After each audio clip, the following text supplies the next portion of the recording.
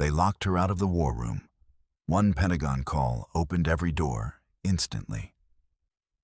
Contractors don't belong in the war room, sweetheart. Try the cafeteria. I hear they need someone to refill the coffee. The words cut through the corridor like a blade, scraping across cold metal. Colonel Damon Hargrove didn't lower his voice when he said it. He never did. That was the point. The corridor outside the Pentagon's Joint Operations Center, Sub-Level 3, cleared personnel only. Biometric entry and two-key verification held 41 people at 06:47 on a Tuesday morning. Analysts in civilian clothes. Uniformed officers with service ribbons thick enough to fill a shelf. 3 senators' aides who hadn't slept in 2 days. Maintenance staff frozen mid-task, a mop handle gripped at an odd angle, nobody moving. The fluorescent lights buzzed overhead at the particular frequency that makes a person feel slightly watched. The smell of gun oil and fresh coffee and institutional carpet hung in the air, like a held breath. Hargrove stood with his arms crossed, like he owned not just this corridor, but the entire building above it. His rank insignia caught the light. His chest ribbons were arranged in the order that communicated 3 decades of decisions, most of them rewarded. He was the kind of man used to being obeyed before he finished speaking. Behind him, 2 captains exchanged grins. A lieutenant colonel in the back row tilted his head to watch. She was standing at the biometric panel, 31 years old, 5'6", hair in a regulation bun so exact it looked pressed into place. Plain contractor badge on a plain lanyard against a plain gray blazer. No rank insignia. Nothing decorative. She was entering an access code on the panel's secondary keypad. The override pad, the one most people in this building didn't know was active. And her fingers moved the way fingers move when the body has done something 10,000 times and stopped thinking about it. A specific grip, wrists at a particular angle, the kind of muscle memory that doesn't come from a manual. She did not look up. Colonel Hargrove took a step forward. His shadow fell across her workspace. She kept entering the code. I said, contractors don't belong here. She completed the sequence. Hit enter, waited 1 beat. Understood, sir. She turned and looked at him, not at his ribbons, not at his rank, directly at his face. She held it for exactly 3 seconds, the kind of look that catalogs and files. Wrong panel for me, anyway, she said quietly. I needed the other one. Then she walked back down the corridor the way she had come, unhurried, her footsteps even on the industrial tile, until she turned a corner and was gone. Hargrove's jaw tightened. He looked at the panel, at the 2 captains, back at the empty corridor. On a bench by the fire door at the far end of the hall, Master Sergeant Roland Vickers, 61 years old, 34 years of service, the kind of career that never made headlines because the assignments never officially happened, watched the whole exchange from beneath the brim of his cover. His pen had stopped moving halfway through a sentence on his clipboard. He looked at the corridor where she had disappeared. He looked at the panel. His eyes narrowed.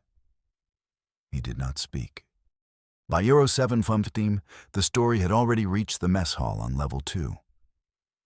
Colonel Hargrove's version of it improved with the telling. A contractor, some tech company girl, no security clearance to speak of, probably pulled strings to get a building pass, trying to walk into the Joint Operations Center like she had a standing appointment. Lucky he was there. Lucky someone with the authority to intervene caught it early.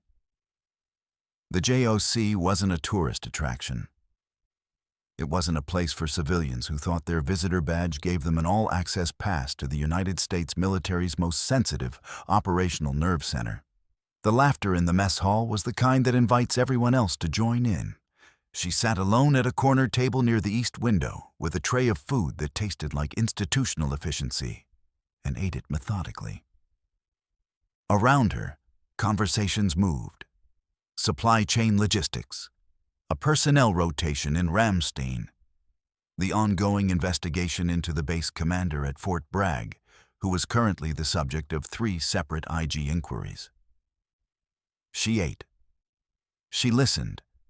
She filed patterns. Who deferred to whom when the colonel's name came up, where the real authority flowed beneath the official rank structure, which offices had lights on at 500 and which went dark at 1700. She was doing intelligence work. She appeared to be eating lunch alone. At 8:30, she was in the auxiliary systems room on level 4, running diagnostics on a communications array. A technical sergeant from the signals unit came in to run his own scheduled check and found her already there, halfway through the monthly authentication cycle. He watched her enter the 12-character rotating code in under 8 seconds. He blinked. He'd watched officers with 5 years in signals take 4 minutes on that panel.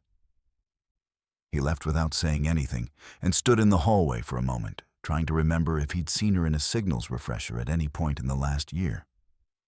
He hadn't. He went to find someone to ask about it and forgot by the time he got to the elevator. Master Sergeant Vickers had not forgotten. He was in the stairwell on level 3 when he saw her pass in the opposite direction. She was carrying a tablet and moving with a specific regulation posture that isn't approximately regulation, that is exactly regulation, the kind that gets drilled until muscle memory overrides panic. He'd only seen that posture in 2 categories of people. Cadets who'd just graduated from schools most people didn't know existed, and operators who'd come back from places that weren't on any public map. Her sleeve moved as she turned to badge through a door. A scar on her left forearm, not surgical, not clean. The jagged, irregular kind that comes from being too close when something explodes. Vickers stood in the stairwell for a moment. He added it to the picture he was building. He didn't speak. At 10:15, Colonel Hargrove escalated. He explained to the Level 3 security supervisor, reason to believe that a contractor's building credentials had been improperly issued. He had personally witnessed an attempt to access the Joint Operations Center. He was requesting a formal credential verification, biometric cross-check, clearance documentation, sponsoring officer confirmation. And he was requesting it now, in the conference room adjacent to the JOC, with 2 of his captains present. She came in when asked, sat down across from him, set her hands flat on the table. Name: Hayes, Sarah. Contractor organization: Technical Advisory Group, Defense Contract 7741-Alpha. Sponsoring officer. A pause, not hesitation. The kind of pause that means the answer requires a decision about how much to give. That information is above your current clearance level, Colonel. Hargrove's pen stopped moving. His jaw tightened. Above my clearance level. He said it slowly. He looked at his captains. He looked back at her. You're a contractor. Yes, sir. Contract number: 7741-Alpha. That number doesn't appear in our system. No, sir, it wouldn't. She held his gaze. She controlled her breathing. 4 in, hold 4, 4 out, hold 4. The room was cold. The AC in conference rooms on level 3 ran 5 degrees below comfortable, which she had read in a facilities memo 3 months ago and noted because cold rooms increase baseline stress in interrogation settings. She did not adjust her posture. Hargrove leaned forward. Ms. Hayes, I'm going to need your badge, your biometric card, and your building pass. You'll remain in this room until we've completed a full verification of your credentials. This is a security matter. Your cooperation is not optional.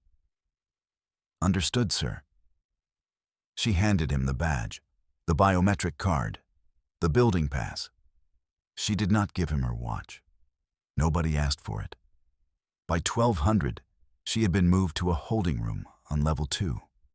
The room was 9 feet by 11 feet. Concrete walls painted the particular institutional white that shows every scuff. A metal bench bolted to the wall.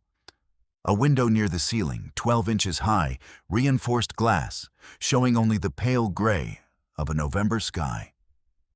The smell of industrial disinfectant failing to cover something older underneath it. A single overhead light with no switch on her side. This is the near-fail moment. The point where anyone watching from the outside would think she's finished. Caught. No badge, no credentials, no sponsoring officer who can be reached through official channels. Game over. Except games have rules. And she was about to show them they'd been playing the wrong game entirely.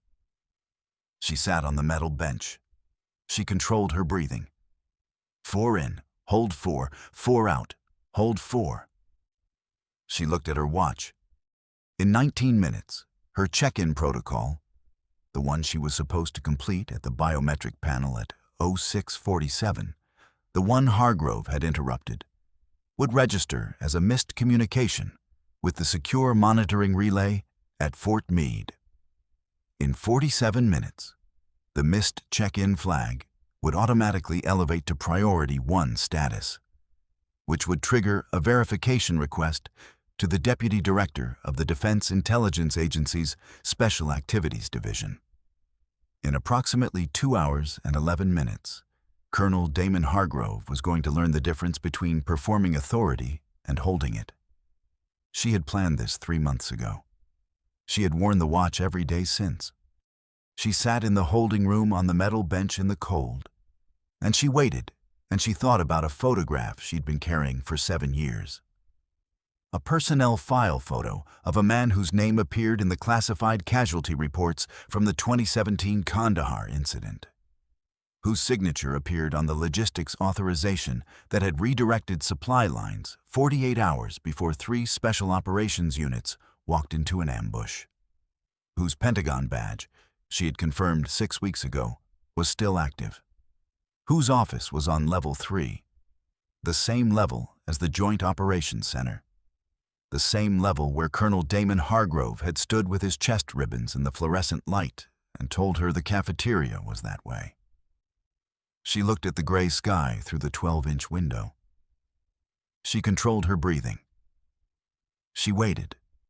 At 14:02, Master Sergeant Roland Vickers knocked on Colonel Hargrove's office door. He knocked twice.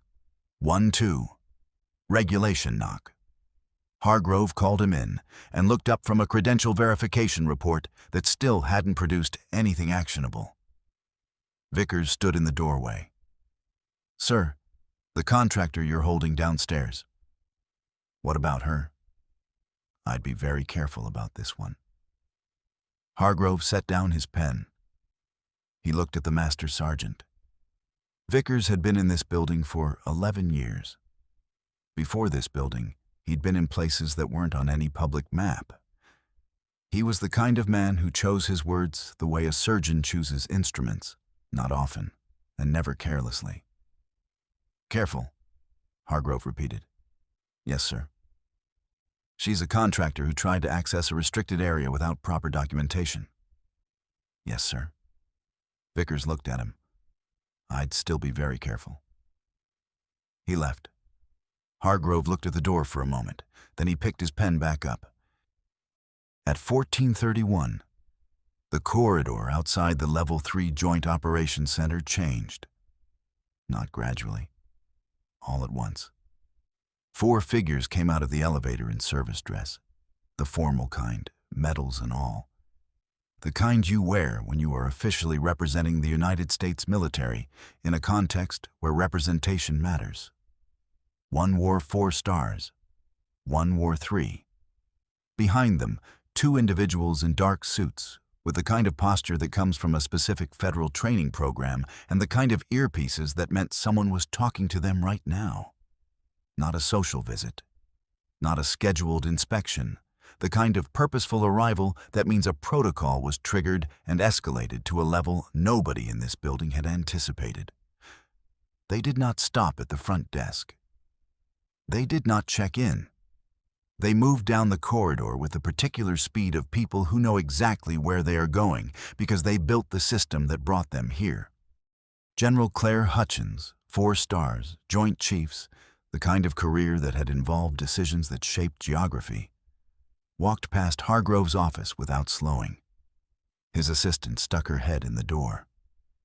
"Colonel, there are, sir. There are 4 generals in the building." Hargrove was already standing. In the holding room on level 2, the overhead light clicked off. The lock disengaged. The door opened. A young signals officer stood in the doorway.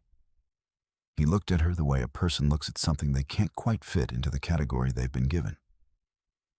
"Ma'am, they're asking for you upstairs."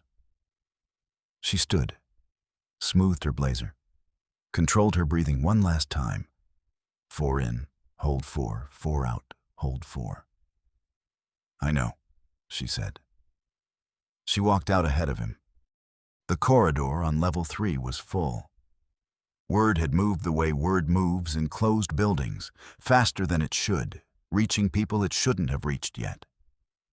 41 people had been in this corridor at 06:47. There were more now. Analysts with tablets. Officers who'd come out of offices for reasons they couldn't entirely articulate. The 3 senators' aides, pale-faced, phones gripped like life preservers. The maintenance worker with the mop had been replaced by a different maintenance worker who also wasn't moving. General Hutchins stood in front of the JOC entry panel with the other 3 generals. The 2 federal agents flanked the corridor at a distance that made the space feel smaller. Hargrove stood 6 feet from the general. He had not been invited closer. His 2 captains were somewhere behind him. He could hear his own pulse.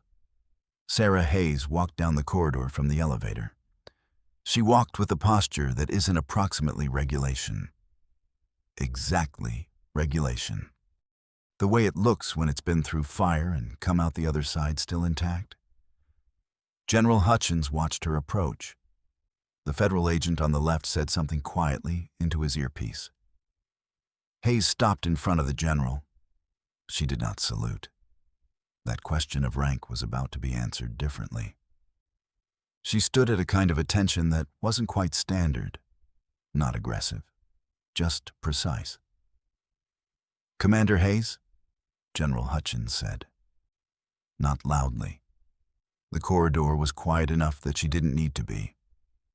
From the side, Master Sergeant Vickers went rigid. Not because he was surprised, because he had suspected, had been building the picture piece by piece since 06:47, and now the picture was complete. His hand moved involuntarily, stopped. He stared at her left forearm where her sleeve had pulled back slightly. The tattoo was there, a specific marking. Circular border with an eagle at the center, a globe on the eagle's chest, a trident in one talon, and a cocked pistol in the other. The seal insignia, but modified. Below it, a classification marking in a specific graphical format used only in one unit, and a set of coordinates in black ink that meant a specific thing to anyone who had been in a specific place in 2016. Vickers had been in that place. He knew what those coordinates meant. He knew exactly what they meant. A tablet hit the floor. The clatter echoed through the corridor like a gunshot in the stunned silence. The AC hum suddenly seemed deafening. Someone's boot scuffed tile. A chair scraped concrete somewhere inside an adjacent office where someone had stood up very fast and knocked it. A badge lanyard swung against a doorframe. Small sounds in total silence. General Hutchins raised her right hand. Slowly, deliberately, the angle of the wrist precisely correct. Formal. She held it. The 3-star general raised his hand a half-second later. Then the next. Then the next. In the corridor, 40-plus people watched the cascade. Analysts, officers, federal agents who technically didn't salute civilians. The senator's aides who didn't know the protocol, but understood the significance of what they were seeing without needing anyone to explain it. One by one, hands came up. Not chaotically. In the order that rank dictated, which meant the order that the room's real hierarchy was being reorganized around this moment. Colonel Damon Hargrove stood 6 feet from General Hutchins and stared. His hands were at his sides. General Hutchins looked at him. Something moved across his face, surprise, and then a specific denial that people use when the thing they are looking at cannot be real. And then, underneath that, at a level he hadn't known was there until this moment, something that looked like genuine fear. He went quiet. Not theatrical. Quiet. This was worse than anything she could have said to him. He raised his hand. His salute was the last one in the room. "Commander Sarah Hayes," General Hutchins said, "for the record, for the corridor, for every person present who would carry this moment forward. Naval Special Warfare Command. Classification Level 5. Special Activities Designation.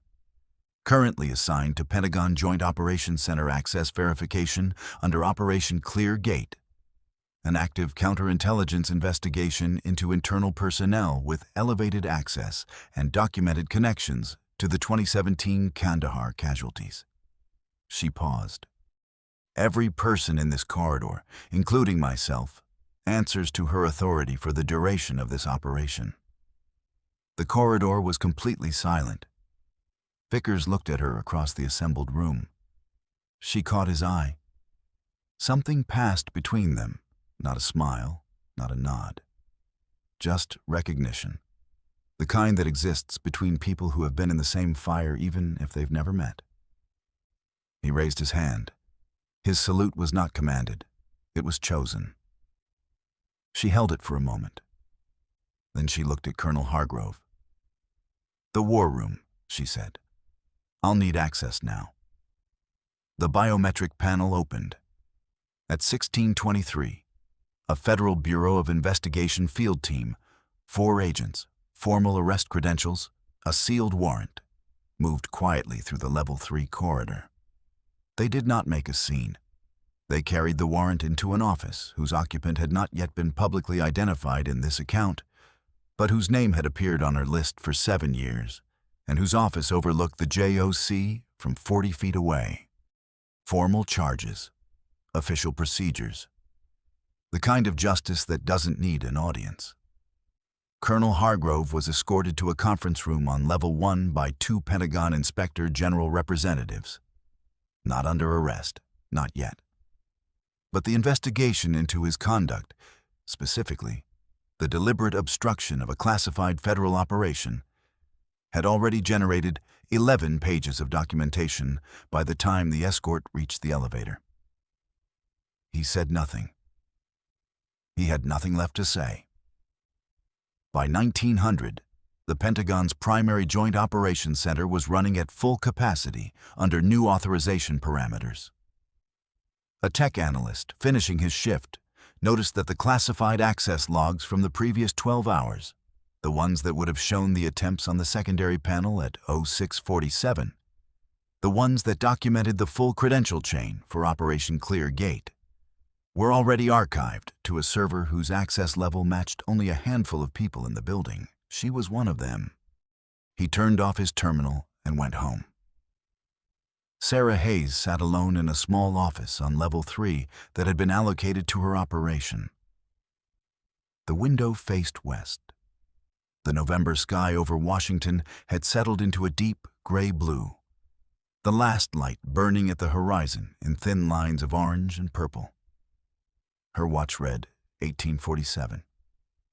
The good feeling of a thing finished sat quietly in her chest, the way it always did. Not loud, not celebratory. Just there. They locked her out of the war room. They forgot she was the one who built the lock. Justice isn't loud. It's patient. On her desk, a printed file. 47 names. 46 with red marks beside them.